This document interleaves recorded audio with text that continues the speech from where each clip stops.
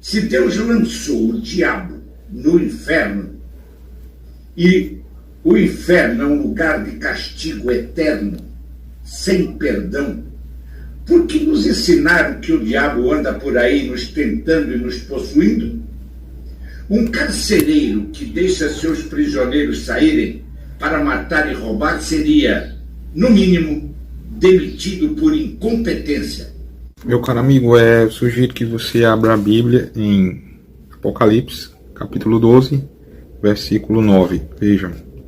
E foi precipitado o grande dragão, a antiga serpente chamado o diabo e Satanás, que engana todo o mundo. Ele foi precipitado na terra e os seus anjos foram lançados com ele, certo? Amigo, abra sua Bíblia aí, Apocalipse 20, capítulo 3. E lançou no abismo, e ali o encerrou e pôs selo sobre ele, para que não mais engane as nações, até que os 1000 anos se acabem. Depois importa que seja solto um pouco de tempo. Aqui ele fala do dragão, né, a antiga serpente, e que é o diabo e Satanás. O fato é que ele se encontra no inferno e, assim, sabemos que essa lógica de que como o carcereiro sai ou deixa os presos soltos, eu acho que isso aí é uma lógica sem sentido.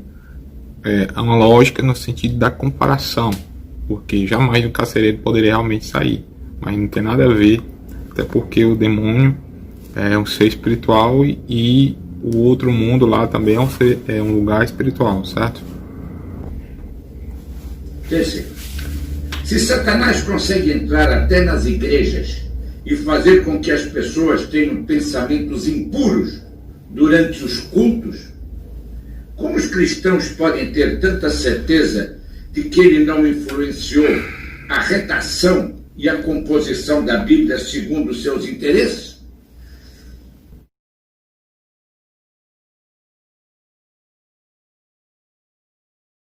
A Bíblia foi escrita por pessoas inspiradas por Deus, mas a Bíblia, em alguns momentos, por exemplo, digamos, os evangelhos são narrativas, são descrições de situações que aconteceram no tempo de Jesus. Então, algumas situações, como por exemplo, chegaram algumas pessoas e falaram: Jesus, tu não és o filho do carpinteiro. Então, isso aí não é especificamente Deus que está falando, mas são as pessoas. Então, as pessoas que escreveram relataram essa situação. Então, não pode se dizer que aí, nesse ponto, é um ponto de vista divino. Não, é um ponto de vista humano que foi relatado pelas pessoas que presenciaram a situação naquele dia, certo? Com relação a essa questão de influenciar, acredito que não, porque a influência da inscrição dos evangelhos e da Bíblia foi através do Espírito Santo. Então, assim, é como eu falei, nem tudo na Bíblia é uma revelação do Espírito Santo, no sentido de que houve participações de pessoas que não eram ligadas a Deus, certo? Entenda? Depois que eu disse para ela que ele era um ladrão, a pessoa que estava na minha frente, porque ele estava roubando o Deus dos outros, porque o Deus da Bíblia, ele é o Deus exclusivo de um único povo, o povo judeu. Só eu sou o Deus de Israel, diz o cara. Ele não diz que ele é o Deus do Brasil, da Inglaterra, de Portugal, da França, da Argentina. Não. Eu sugiro que você leia aí Salmos 33 e 12. Bem-aventurada é a nação cujo Deus é o Senhor, e o povo na qual escolheu para sua herança. O Senhor olha desde os céus e está vendo a todos os filhos dos homens. Do lugar da sua habitação contempla todos os moradores da terra.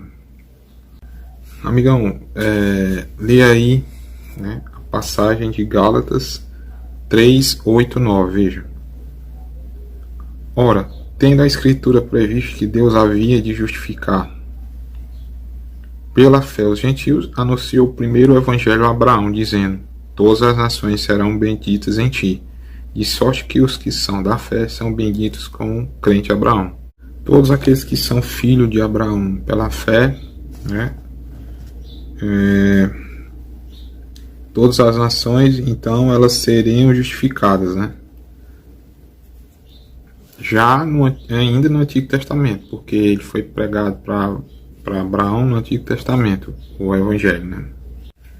E pregar o Evangelho a toda criatura. Subtém-se que toda criatura existe em todas as nações, né? Assim foi o que Jesus ordenou aos apóstolos.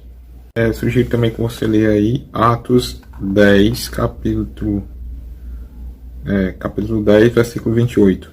E disse-lhe: vós bem sabeis que não é lícito a um homem judeu ajuntar-se ou chegar-se a estrangeiros, mas Deus mostrou-me que a nenhum homem chame comum ou imundo. Então Deus se faz Deus de todas as nações. Na Índia, aproximadamente 100 milhões de deuses, cada um tem o seu próprio Deus. Cada um cria um Deus. Você está numa situação difícil, de repente você cria um Deus chamado Deus Caneta. Pessoal, essa aí é uma outra questão, né? Envolve a questão do Deus verdadeiro, que é o Deus criador, Pai de todas as coisas, e o falso Deus, né? Que é Satanás, e que eles se transformam no que você, sendo o adorador dele, quiser.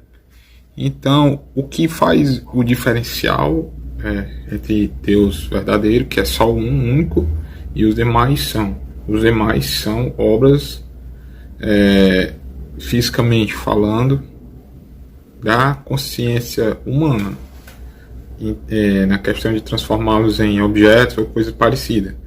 Então, assim, o que faz o diferencial entre esses deuses pagãos e Deus verdadeiro é a verdade, exatamente a verdade, a qual ele tanto questiona aqui nesse vídeo, né?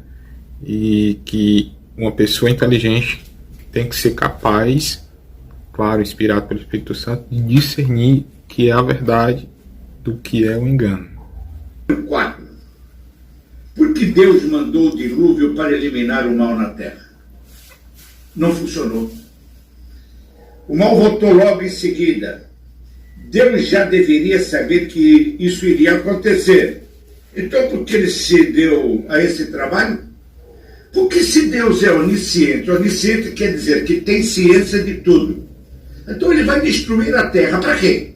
Vou mandar um dilúvio, vou destruir tudo isso aqui. Mas para quê? Se essa merda vai voltar a ser como era antes, ou pior ainda. Isso aqui está pior do que naquela época. Então, se ele já sabia que isso aqui, se ele é onisciente, que não é porcaria nenhuma de onisciente, mas porque não existe. Então por que ele se deu ao trabalho de destruir todo mundo? Só ficou Noé e os filhos dele, família de Noé. Me poupe. 5. Cara, várias seriam as razões que eu poderia te dar, né? Uma delas é que Deus sempre procura que o ser humano ele se volte para ele de forma livre e espontânea, né? Segundo, porque está escrito, né? E o que está escrito, nada deixará de acontecer sem que o que está escrito aconteça, certo? E enfim, há infinitas razões pela qual Deus deixa que o mal aconteça. Até porque, se você observar, Deus deixaria de ser Deus se ele te obrigasse a crer nele ou a amá-lo, né? Então, de livre e espontânea vontade, a gente é livre para optar por Deus, né? 5. Se Deus é imutável, por que ele precisou mudar as regras enviando-se como Jesus na terra? Para quem não sabe, para quem não conhece o que está escrito nas Escrituras, Jesus não era filho de Deus coisíssima nenhuma, era o próprio Deus encarnado. E o verbo se tornou carne. Você sabe o que isso quer dizer? O verbo é Deus. Ele se torna carne. Ele vem ao planeta Terra como um ser humano, diz a Igreja Católica. Ele vem, e não veio os evangélicos falar besteira para mim, que os evangélicos não sabem nada. Simplesmente é uma dissidência dos católicos.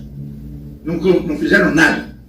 A mesma quantidade de livros que tem na Bíblia evangélica tem na Bíblia católica, no Novo Testamento, igualzinho. Meu amigo, essa questão aí, ela engloba, né, a questão do mistério da Santíssima Trindade, né? Primeiro, a gente é limitado a entender o porquê existem 3 pessoas, Deus Pai, o Filho e o Espírito Santo. Subtende que Deus é a glória máxima, onde você só poderá estar na presença dele quando ele se apresentar para nós e a gente poder adorar o Espírito em verdade, né? Já Jesus não, Jesus sendo Deus transformando o homem, ele na qualidade de homem se deixou ver por nós, né? Se tornou igual a nós na condição de homem, e já o Espírito Santo, já a continuação de Jesus, que Jesus foi para o céu. Então são mistérios que para nós não nos é permitido. Eu acho que dentro da nossa lógica, razão humana, existem infinitas coisas que a gente não é capaz de compreender. Por exemplo, como funciona o corpo humano por dentro. Isso é uma lógica também. E é uma lógica muito infinitamente mais simples do que compreender a lógica divina. Então, nem tudo entra na lógica do porquê isso tem que ter a razão certa do jeito que a gente entende como é. Não. A gente tem que ter humildade e entender que nem tudo parte do princípio do entendimento pessoal da gente, certo? Assim como eu tenho conhecimento de algumas coisas, fulano não tem, e vice-versa. No mais, depois eu respondo aí aos outros questionamentos.